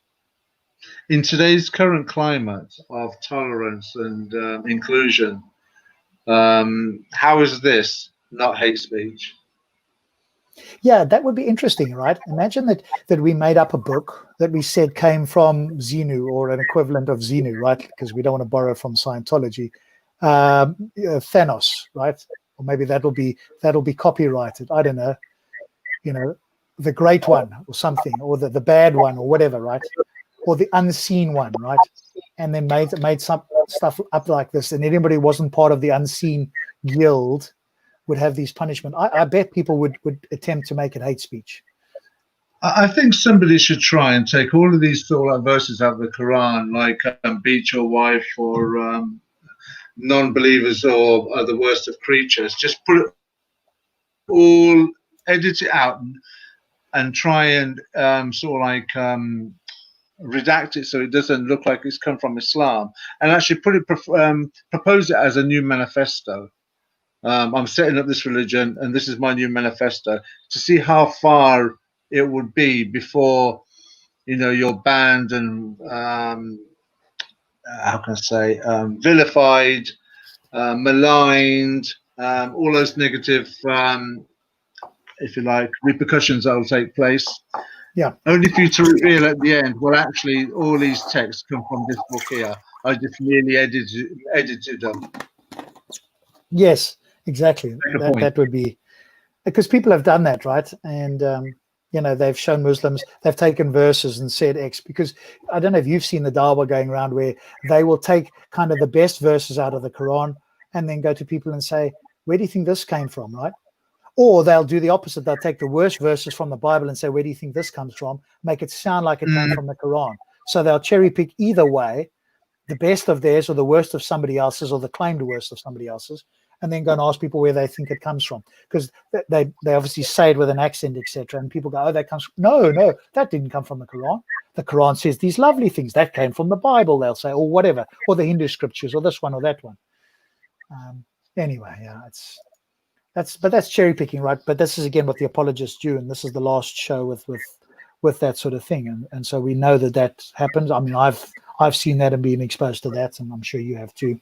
And we've seen it on YouTube as well, where they walk around doing this to people who know nothing about the Quran, like normal people just walking down the street. Oh, that's a lovely verse. Do you know where that came from? Oh, that came from the Quran. And what about this verse? That's terrible. That didn't come from the Quran. That came from some other book, right? Cherry picking at its worst. Oh, absolutely. Absolutely. Right. 71. My God is best. Right. So this is a long verse and stops us, put it down into my God is best. So, shall we indeed call on others besides Allah, things that can do us neither good nor harm, and turn on our heels after receiving guidance from Allah, like one whom the evil ones have made into a fool, wandering bewildered to the earth, his friends call him, come to us, vainly guiding him to the path. So Allah's guidance is the only guidance, and we have been directed to submit ourselves to the Lord of Lords. And his statement was kind of the short version of that. My God is the best. So, yeah, I think that pretty much sums that up. Yeah. It's the same sort of thing that we've read so many times, isn't it? Going through a long rhetoric to basically say the same thing. 72, pray. Okay. To establish regular prayers and to fear Allah, for it is to him that we shall be gathered together. And to establish prayer and fear him, and it is he who has to be gathered. So it's all about fear, right? You've got to do things out of the fear of not doing things. Yeah. And is it 3 or 5 prayers? Well, yeah, exactly. You'd have to go and have a look at that, look for that, right? And try and find the most clear source for that. And the last one he's got here is 73. So 73, he's the best. So, and yeah, it is he who created the heavens and the earth in true proportions. The day he saith, behold, it is. His word is the truth. His will be the domination the day the trumpet will be blown. He knoweth the unseen as well as that which is open, for he is the wise, well acquainted with all things. So again, this is just a repeat of how wonderful he supposedly is. And to me, somebody that keeps telling me how wonderful they are, I'm immediately skeptical of this. If somebody demonstrates it without having to say it, that's impressive to me. Somebody comes and tells me they've got 10 degrees behind their name, that's great in a sense. But if gibberish comes out of their mouth, then I'm totally unimpressed. If somebody comes along, doesn't tell me anything, but provides good reasons, evidence, knowledge, whatever, I'm impressed, right? The first time I heard Phil in Speaker's Corner speak to a Muslim, I was like, this guy knew something, right? And I'd only read a little bit about cosmology, and I went, okay, he knows what he's talking about. The Muslim is completely clueless here. He didn't say he had a degree. He didn't say anything. All he told him was information about cosmology that he'd read and studied, right? And that's the sort of difference that I'm referring to. Somebody can just provide the information without keeping on telling us how wonderful they are. But again, I suppose, Thunder, part of the reason for this is because people won't believe it, or they'll forget, or they'll just get on with life. And so you presumably to keep telling you, instead of wonderful signs happening or wonderful things happening that could be attributed to him, they have to keep being told how wonderful he is.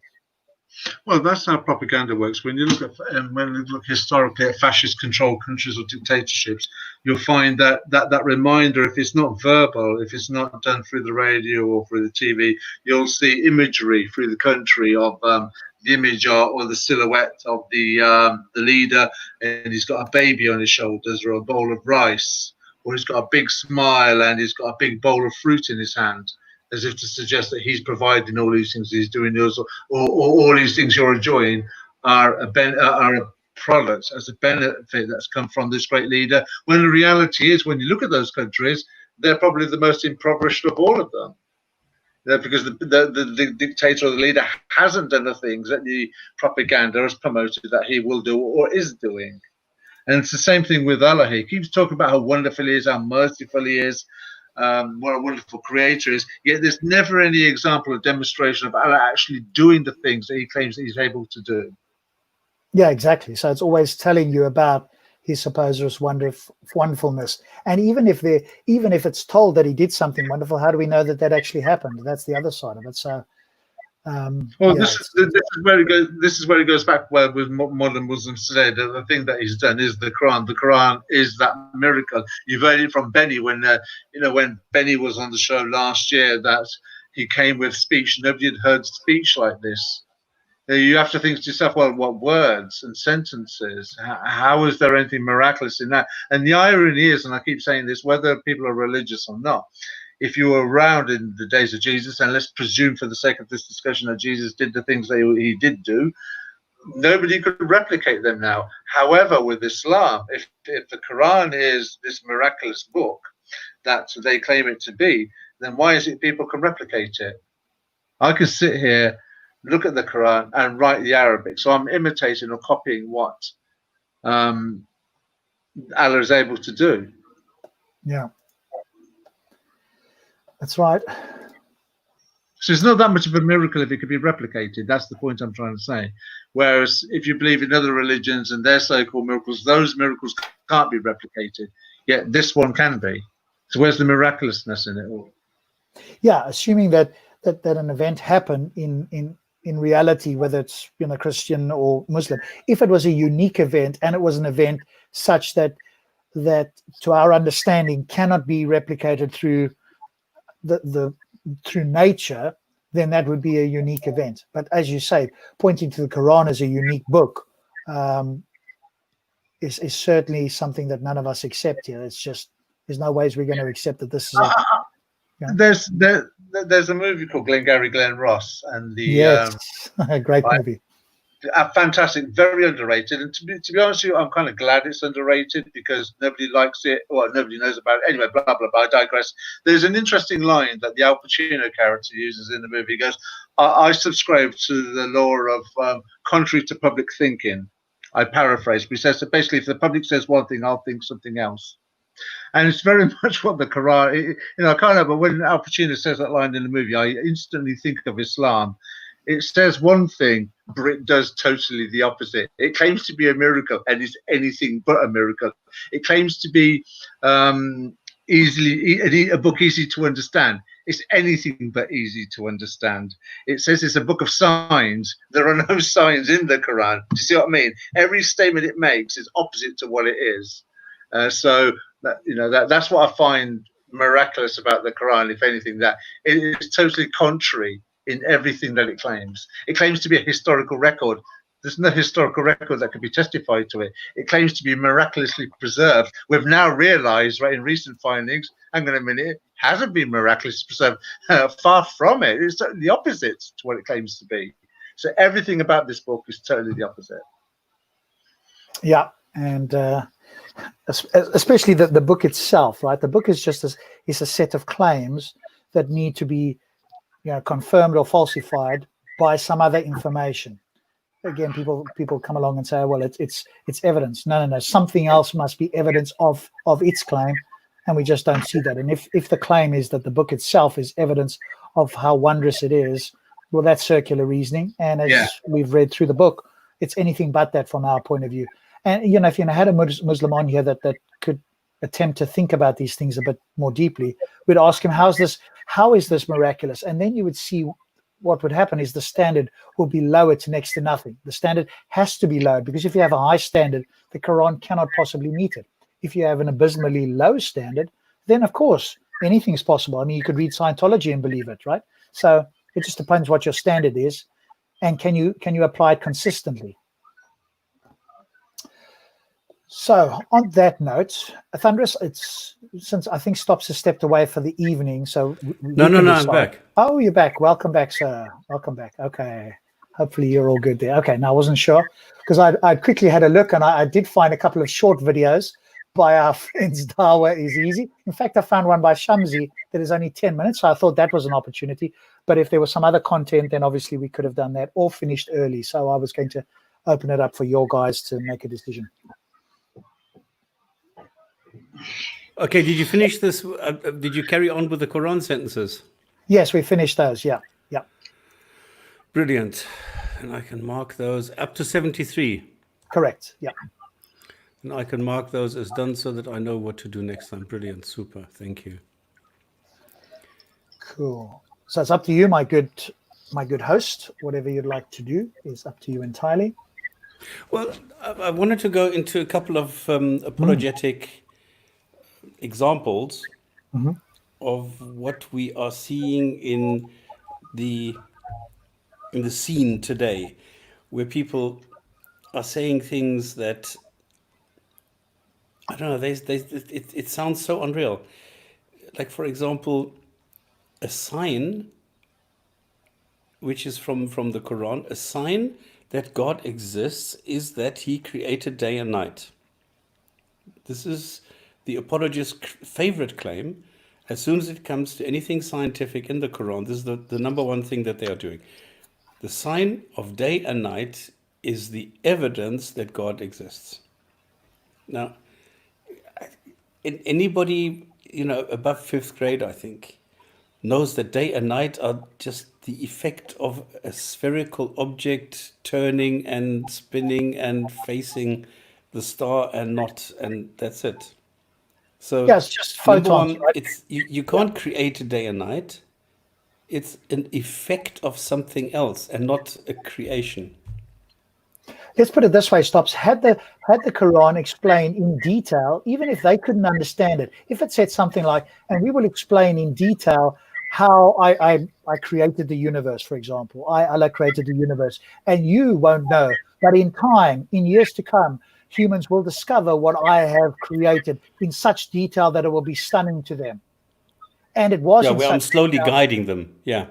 then that would be kind of impressive. I'd be going, okay, like he described quantum mechanics. He maybe just used a different word, but he's described it so intricately, and we've discovered it's the case, or whatever the case may be. Instead, as you say, you've got this sort of vacuous claim from the Quran about creating night and day. Again, not even, as you say, that's accurate, because if he did the Big Bang, unless you're saying that he's creating everything in every moment of time, and there's a specific name for that sort of view in Islam, I can't remember what it's called, but there's a specific like philosophical view that that Allah is controlling every particle. But that's hugely problematic, because if he's controlling every particle, that would include all humans, all thoughts, everything that's going to happen anyway, and that'll be fully determined anyway. So that's not a good view. And if you think that Allah just created the universe in the beginning and then just let everything run, then that's a huge stretch to suggest that he created the night and day, unless again he's foreseen everything, in which case I guess you could say that. But it's not the most accurate way that you can put it. Again, if it's a clear sign or an accurate sign, there's far better ways to explain this than to say that he created night and day. It's an effect of a sun, as you say, with photons hitting a spherical Earth. That is occasionalism. Thank you, Detective Inspector Monkfish. There we go. Occasionalism is the term.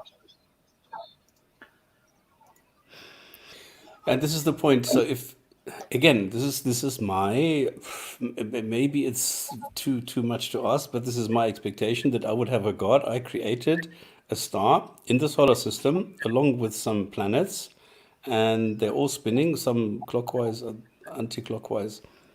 And the one where you are is just pointing towards the sun, and this is what I call day. And if you are on the other side where it's dark, then this is called the night. But this is the effect of the sun and the planet. If this would have been in the Quran, I would have said, wow, okay, now I need to really pay attention to what is going on here, because that is actually quite correct. It's the only thing that is correct. But if this is one instance, then I would change my mind about this, and I would say, whoa, whoa, whoa, whoa, whoa, how can he have known this even 1,000 years ago to that extent and that accuracy? Now, there were people at that time who already knew this. So I would still say this is not an indication that there really is a God. This is just somebody who wrote this, who was at the leading edge of discoveries. That's all that it is. So, but at least it's not a mistake. Whereas telling people that I created night and day, that is a mistake. That is not just whatever. It is really wrong. It's also unfalsifiable in a sense, because if they're going to take the view, well, Allah created the universe, and therefore everything after that is a creation of Allah, then that claim can never be falsified. So if they say, well, Allah created night and day, and what we really mean is that he's created every event because he created, the universe in the beginning and knew everything was going to happen. So in that sense, he's created everything. Then, it's unfalsifiable. But then, would that apply to every other particle or atom or whatever the case in the universe? And if you say no, now you'd have to demonstrate how that's not the case. And many philosophers and especially neuroscientists, it's very difficult to get away from determinism, that everything's determined, even our thoughts, etc., are determined by some previous event that has happened. Because what would it mean for that not to be the case? And once you start to dig into that hole, it becomes seemingly very problematic. And then the thing that I notice is with this thing, if you are credulous and your premise number one is that the Quran is correct, and you already know that it's some miracle or some all-knowing God who did this, and you are trying to find some way of verifying it, then you're very quickly going to go only to the, yes, we have day and night, and we have the sun and the earth, so we have those four elements, so everything is correct. But they don't go and look at the relationship between those things. They will automatically correct the mistake in the Quran, and they will not go into this. It's only when you show them this that they realize, oh shit, there's a mistake. And that is where then dishonest people like Maverick, they will then go and say, oh yeah, but that's not what it says in the Quran. You need to look carefully. It doesn't say he created the night and the day. It is that he created the sun and the moon, and they then created the day and night. But it doesn't say that in the Quran. So this is the first thing. Number one, there's lots of mistakes in the Quran. Number two, as soon as you start looking at a specific claim, you find that it's wrong. Number three, as soon as it is anything that is falsifiable or verifiable, in other words, that you can apply the scientific method to it, you find that it is wrong. And number four is, if you apply all these three things, the fourth is then the typical reaction, well, that's not what the Quran says. This is then the last go-to. This is the typical sort of process that I see when discussing these things with Muslims. Yeah, I think that's the case. There's the list, isn't it, that I'm sure you've still got it, of what happens with apologists as you go through and you rebut all of their assertions or their counter assertions or whatever. There's this list that you go through until you get to the sort of view of, hey, but you've got to understand it in Arabic. Hey, but you're just a disbeliever. Whatever the case is, it's just to the point where they can walk away going, yeah, he's just a disbeliever. Those sort of people, is sort of an unfalsifiable list. I can't remember. I'm sure you brought it up, but that's always amusing to me. Yeah, the last point in the process is always, you're an Islamophobe. So. Oh, right, that's the one. Okay. This is the typical pigeon thing when it flies off and just leaves the dirt behind. This is the Islamophobe. That's it. Yes. Jumps on a chessboard, doesn't it? It craps all over the pieces and kicks them over, flying away thinking it won the game. Okay, another tactic that I've seen is one that people like Nadia Ahmed to do, where they take a claim and then you go and you say, well, hang on, this is actually a mistake. And then they will say, no, it's not a mistake. And now what they're going to do is they're going to find another sentence, the typical strawman. They're going to find another sentence in the Quran. So you see, this is correct. And what you are seeing is that also must be correct, because if you take into consideration the sentence number 2 and 3 and 4 that I've shown you, and you apply this to sentence number 1 that you are now doubting, this explains it, and then you can see that it can't actually mean what it says there. So it must mean something else due to sentence 2, 3, and 4, and therefore you are wrong.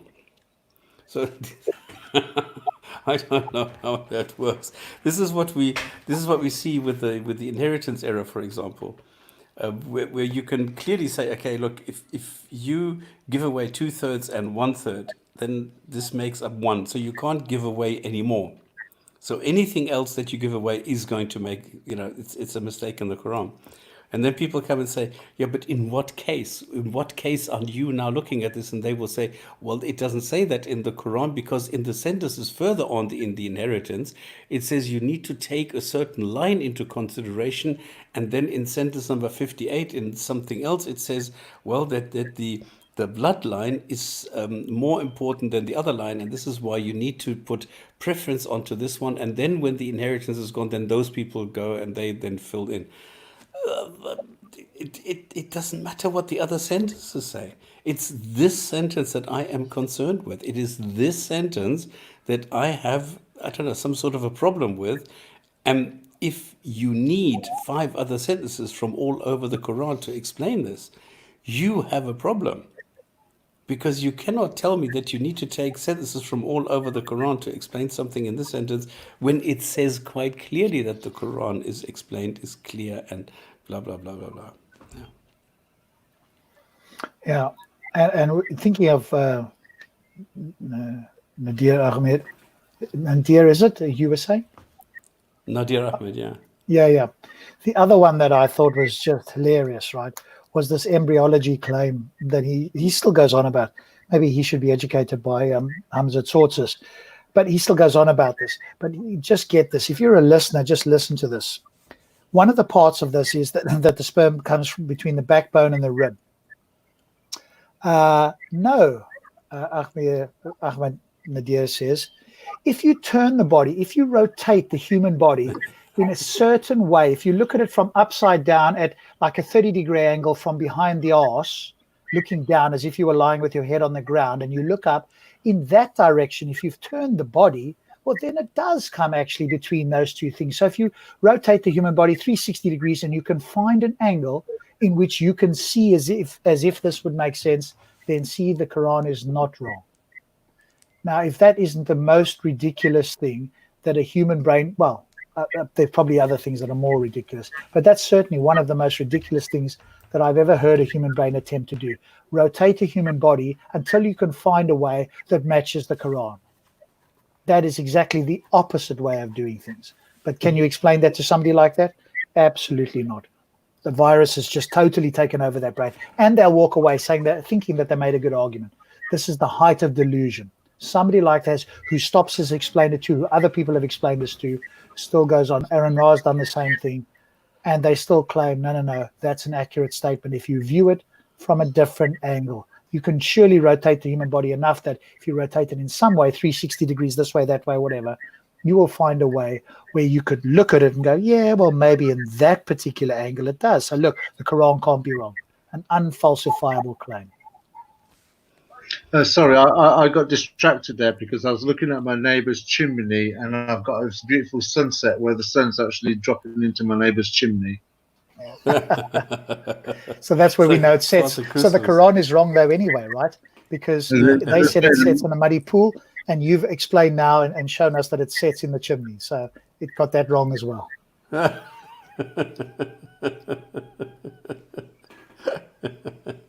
Excellent. Somebody's asking, can I ask questions? Ali Gamer. Yes, of course you can ask questions. And if you're a Muslim and you want to join the show, we'll give you the link and you can come in and ask your questions directly or put your point of view.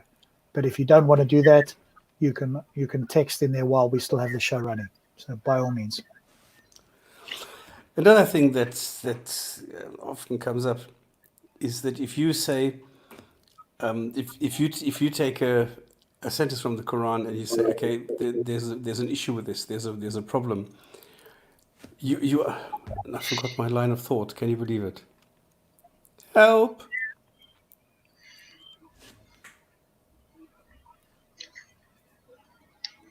Izzy, can Allah join the panel? We've been waiting 1400 years for Allah to join the panel. Oh, he just has to do something that is so incredibly amazing that it just stuns all of us, and that we'd be intellectually dishonest or complete morons not to accept. That would be something else, right? Another tactic I just thought of. For example, it says the sun sets in a muddy pool. Now, that's what it says in the Quran, right? Now, the problem is that apologists will say, well, no, that's not what Allah says. It's Allah written. He wrote the book, but he said something wrong in there deliberately to make Dhul Qarnayn look bad, because this is not the observation by Allah, but the observation by Dhul Qarnayn. So you cannot blame Allah for the observation of Dhul Qarnayn, even though Allah is writing the story.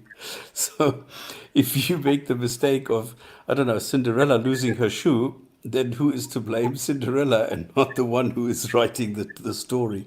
But the story writer is the one who made Cinderella lose the shoe in the first place. So who is the one who is responsible for it? It's quite funny. Yeah, and supposedly the story writer is being directly dictated by the great one in the sky. So, Yeah.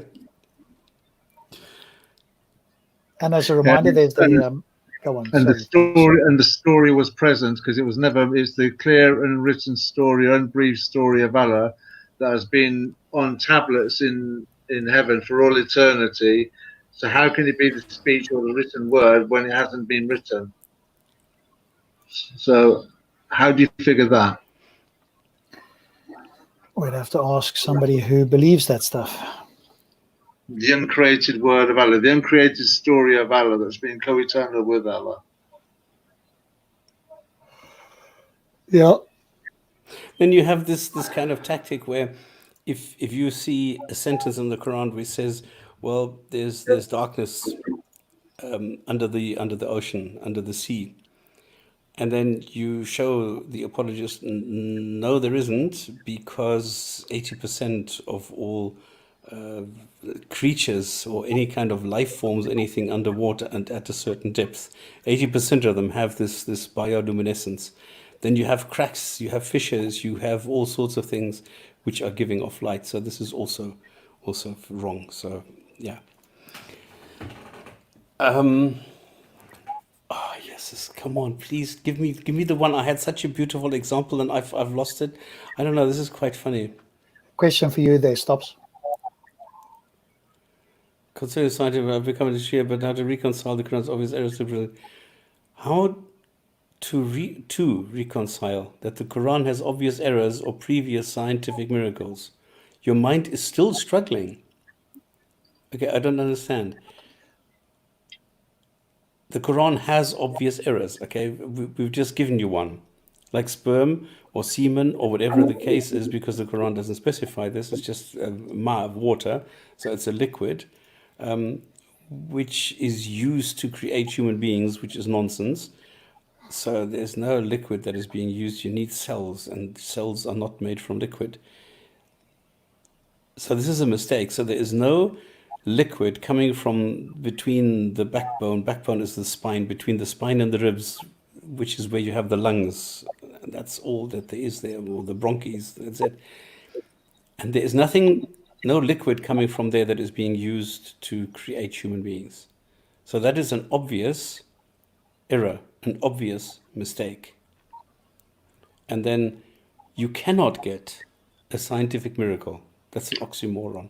It can either be scientific or a miracle. Those are opposites, okay? It can't be scientific and a miracle.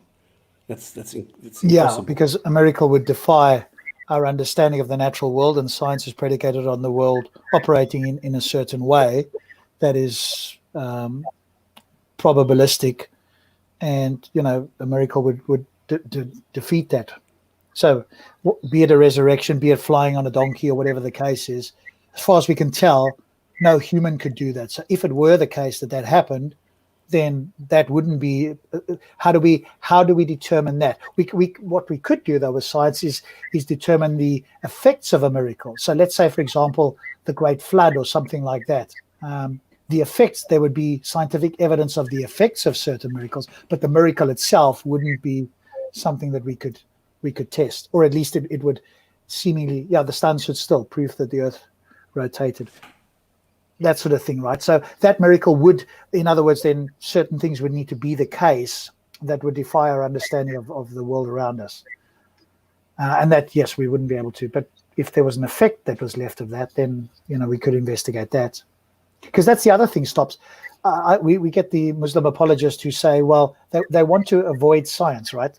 So that they'll say things like, well, science can't prove or disprove God, right? So stop using that tool, or words to that effect. That's the view, and that's not true, because, as I've said, if in fact Allah did put his finger into this world and did various things, like creating this metal wall and various other bits and pieces and so on, there will be evidence of these miracles or of Allah's work that are available that we could in fact test. So the claims that are made in the Quran, even if they're miraculous, will leave signs unless the claim is something that nobody witnessed, nobody saw, and there could not be any evidence of that. So Allah appeared and disappeared, and there was nobody that witnessed it. So Allah did that in the Andromeda galaxy. Okay, well, how do we? So that's an unfalsifiable claim. But if Allah did something in this world and human beings, and there's some evidence left of it or claimed evidence, then we can investigate that. So the whole idea of trying to avoid science when a Muslim apologist is trying to do dawah, because obviously their claims just fall flat when they get compared to science, and then their position of trying to avoid science just doesn't work. Either just claim that you're anti-scientific, because that's the other thing they say, right, is, hey, but we don't reject science. We had Orthodox Moor. Says he loves science and he's a Muslim. You go, hang on a moment. You're a Muslim and you love science? Then either you don't understand science or you don't clearly understand Islam, but you can't have it both ways. Yeah. Then you have the tactic with word changing. Because, for example, if it says Allah created an expansive universe, it's being changed to mean that it's an expanding universe. And Yes. it doesn't work that way.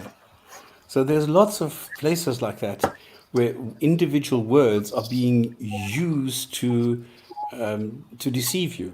Like, for example, it says Allah will reassemble your fingertips. And they use the word banan, which is fingertips. But now somebody changes this and says it will resemble you down to your fingerprints. And then they will say, you see, the Quran uses the word fingerprints, something that they didn't know 1400 years ago. Except they did. The Chinese used this. And another sentence in the Quran says, well, they will cut off. In other words, if you are in battle and you get a punishment, they will take the sword and cut off your fingertips using banan, the same word. So are you going to tell me that they're going to take a sword and cut off your fingerprints? So that doesn't work either. So these kind of things backfire very quickly, using just words. Or the famous, I think the most famous example is alaka, where somebody who never spoke a word of Arabic from Canada, this Keith Moore guy, he came and he said, well, alaka actually means leech, because if you substitute the word leech every time it says alaka, then everything is correct. Except if you do that, alaka is used in a lot of places because it's just something clinging. So it occurs something like 40 or 50 times in the Quran. So you get a whole mess if you put this into leech. The problem is if you go and look at the leech, at the qualities, properties, and attributes of a leech, and compare that to an embryo, the thing really doesn't add up, because a leech has something like 90 or 100 teeth. It feeds on blood, and so there's so many things which simply don't add up. So taking words and then changing them for something else, okay, I don't know of any case where that works. It always backfires. Yeah, because as you say, you can go and look elsewhere and you'll find that same word being used elsewhere. And then if you, and the context is the same, then that wouldn't make sense. An example of that, just going back to the Dhul Qarnayn thing, would be the word wajada, which is perspective. So the Muslim will try and claim that when Dhul Qarnayn saw the sun setting in the Mudli pool, the word wajada was that he saw it from his perspective. He saw the sun setting in the Mudli pool. So it was figurative, not literal.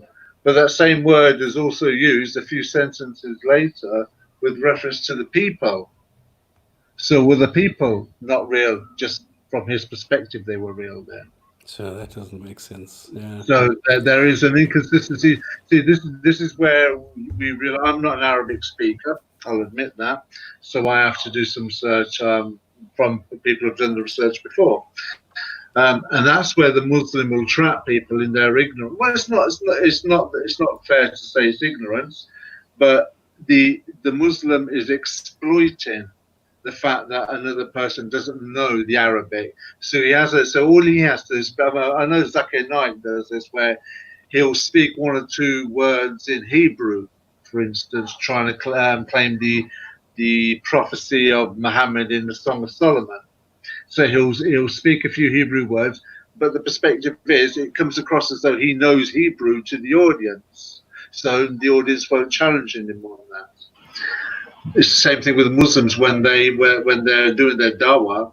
They will speak to people and they will use certain words, but the person that speaks to doesn't understand the language that he's referring to. So it's kind of like you're handing over the control of the conversation to the person, and you've got because you've got nothing to retaliate with or to respond with or retort with. You tend to stand there or sit there, listening, nodding your head in all the right places because you don't know how to come back to that, and the Muslim knows that. It's a tactic of theirs. Another thing that is quite hilarious is when they start saying, well, the speed of light is actually embedded in the Quran. Because then they say, well, it takes an angel 5,000 days to get what is a year, or the other way around, or something like this. No, that's not right, because when you look at the Arabic language now, because it doesn't have the diacritic marks, it wasn't the speed of light, it was the speed of shite. So what they do is they take this 5,000 and they multiply it by something else. Well, because the moon goes around the earth 3,000 times, then you multiply it with that. Then you take the constant e, multiply that, and then you get exactly the speed of light. But then you ask them, okay, what is the constant e? Well, that is a constant that you need to multiply this to get to the speed of light. So they just make it up. They just take any old numbers and they come up with this thing. This is quite strange and quite funny what they are doing. So that's funny. You might add following this put me into deep reflective because I thought I sinned something couldn't forgive me. This is very common. This is very common that a lot of Muslims feel that they are doing something wrong if they don't follow this, and they don't follow this to the letter. And then they think, oh my goodness, I've sinned so bad and now I'm going to be punished. And it's amazing how many ex-Muslims still believe this hell gives them the shivers. You know, this is quite funny. So Yeah, it's a bit like it's sad. It's a bit like ex-Muslims. They come out of Islam and even years later they're hesitant over maybe taking a sip of alcohol or maybe eating a piece of bacon or eating something that's not actually halal. So they'll still go to the halal shop and get the halal meat. So that fear factor is still present with them years and years later. Not me though, because I was eating pork even before I left home. You naughty boy. How could you? Okay, then there's another tactic. There's so many. The best I think is to make up things like Zakir Naik does when he's talking about evolution and he says, well, when Darwin went on the Guniwaldo Islands or something, he didn't. He went to Galapagos. the Galapagos Islands. So, he got that one wrong. Then he was on board of the something and the name of the ship is wrong. Then the name of the guy he wrote this to is wrong. Then the birds are wrong. And then this is wrong. So Zakir Naik makes a total mess. But, and this is the point, he says it with such conviction and with such, like this oozing certainty that people tend to believe this. If you are in any way, if you are hit by being indoctrinated, brainwashed, and all this, and you are credulous, then you will believe this. It is absolutely astonishing what you can get away with, what people will tell you. If you, I just started on a video on the Sidawa channel where they were talking about science. They invited atheists and scientists and so on to, just to discuss science.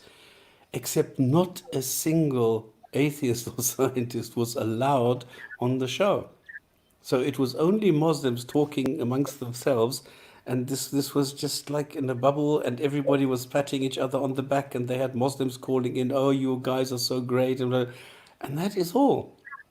So what is the point of having a discussion like this when there is not a single fact being mentioned? And then the funny thing is, Muslims will call in and say, wow, this is so profound, this is so great. And I'm sitting there face palming. Did you ever see the when he was trying to defend Islam and attack non-Muslims about their eat enough pork, and pigs allow their mate to have sex with another pig, and the trying to allude to that the married pig sits there watching it gets much satisfaction, and it's just because that's why when Westerners eat pig, they engage in wife swapping parties because of pork. That's real. I think I'm trying to think of the apologist that did that. Anthony Oh, Costa, I think. yeah, but Hamza Tzoltzis did this. He said, look, I mean, atheists always say that we humans are just animals. Well, sharks go and rape their females, and this is why atheists then say that rape is allowed. So this is quite funny. The funny thing, what backfires is when they make claims which make no sense if you go and you turn them back. If you look at what happens in Islam, because they will say an atheist has no grounding for their morality, so they accept incest.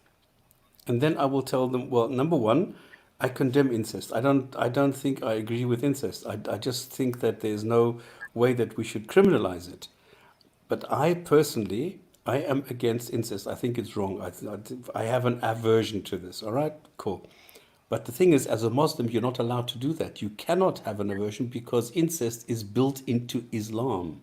You cannot change it because the Quran very clearly specifies you are not allowed to marry your mother or your sister and blah, blah, blah. And it gives you, like, I don't know, 15 or 16 examples of women that you are, it's only the women, okay? It's not the woman who is being told what men she cannot marry, but the man is being told what women he cannot marry. And it gives you all sorts of examples, but there are two family members that are excluded, that are not mentioned there. And we have the principle what is not like specifically prohibited in the Quran is allowed. And this is what is not mentioned is the grandmother and the first cousin. So you are allowed to have sex with your grandmother and your cousin. And that is in the Quran. And that is why a lot of Muslims actually go and marry their cousins. And that's why we have this catastrophe with all the genetic defects and things like that. Because of the incest allowed in Islam. So don't tell atheists that they have no moral grounding or anything, and we are all about incest when it is Islam that propagates incest.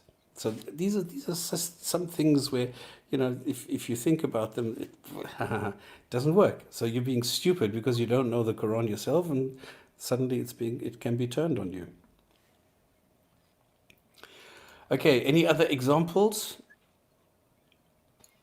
I still can't think of this nice one that I had earlier. I don't know. Well, I'm sure there are. I think to end on the apologetics, it has to go back to Ahmadidat. He's probably the start of modern Islamic polemics and So true. apologetics. And I can't think, because he was the guy I was brought up by. And I can't think of anybody that preceded him. So I'd start with Ahmadidat.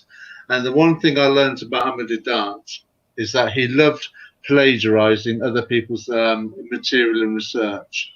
When talking or having debates with Christians, or when doing his Dawah and the Dawah DVDs release. And one of the organizations he loved plagiarizing was Jehovah's Witnesses, particularly about the Trinity. And because there's 1953, there was a track they released, Pagan Myth or whatever, about the Trinity, because Jehovah's Witnesses don't believe in the Trinity. But the reason I quote it is because you'll get Muslims say 1 + 1 + 1 = 1. And I actually got a photo image of the tract, and one of the things I'll do with a Muslim is, did you 1 + 1 + 1? Do you agree with it? Where did that illustration come from? And they'll say Ahmadidat. He invented. I was like, well, how old is it? And they'll say, no, it started with him. He invented the illustration. If they're honest, they'll say it was him. But then I'll just pull out the tracts and say, actually, it's not. He was copying Jehovah's Witnesses, and that's where many of the arguments came from. And now you've stolen the thunder. Sorry. Because as a closing remark, because it's getting close to the 2-hour mark now, I wanted to say there are endless examples in the tactics that Muslim apologists use to try and defend Islam, because Islam is weak, it can't, and the God is not there and cannot do anything. So they, the humans, have to come to the rescue, and they As fail every single time. Now, what has happened is that Ahmed Deedat is the one who started this kind of apologetic. He is the originator of taking the Quran, taking pieces, and then he started debating Christians using the texts. And this is something that he then taught to Zakir Naik, and he carried this on. He tried to go to his sons. But now what they have realized is that the real critics are not the Christians. The real critics are the atheists, those who do not believe any gods exist. and can I just conclude, because the point I wanted to get to, I forgot where I was going with this, is something that you did yourself several years ago. So Zakir Naik, Ahmed Deedat set the pattern of plagiarism. He's the godfather of Islamic apologetics and plagiarism. But you did a video yourself of Hamza Sortsis plagiarizing William Lane Craig.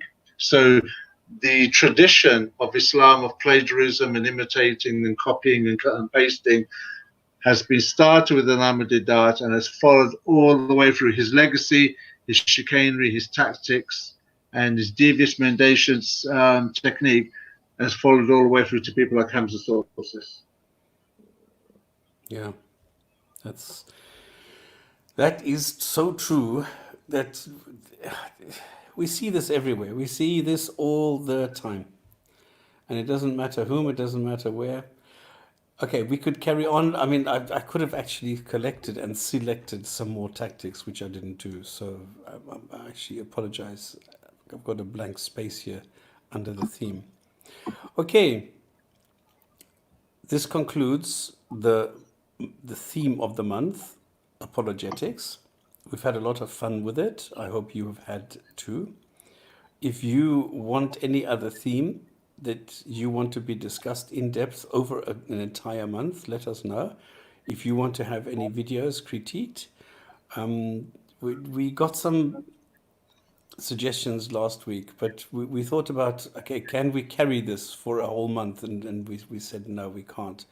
It's just too little. I mean, you can talk about this for an hour, but then you run out of topics. Where apologetics, you can talk about this for years and you will not run out of topics, of things to discuss. So what we thought, maybe talk about science versus science or something, which we've sort of touched on when we compared the Quran with reality. But if anybody has like a really good topic that we could do, or theme of the month for a full month, that would be great. And if you have a video, super. Don't forget to give us a thumbs up.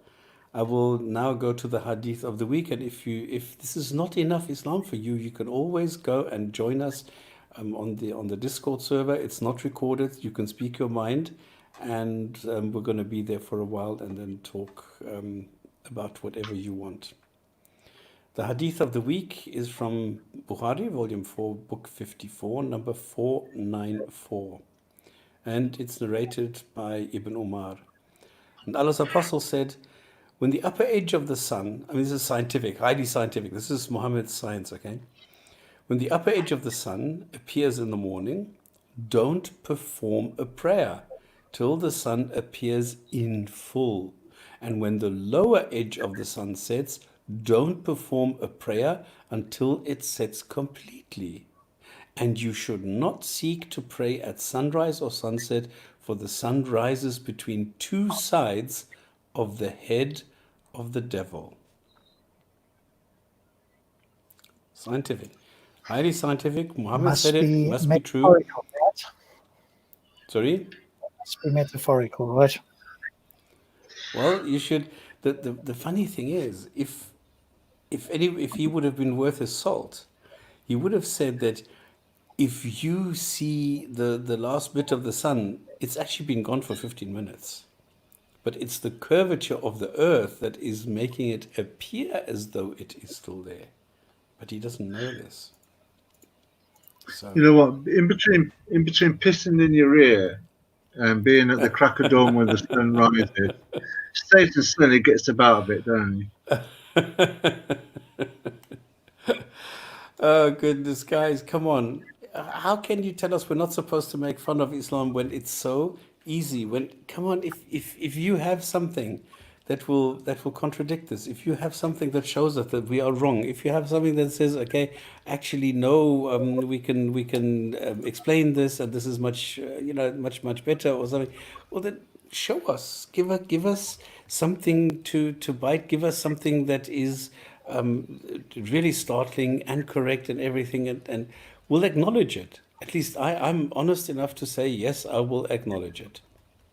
So I don't know what we can still do.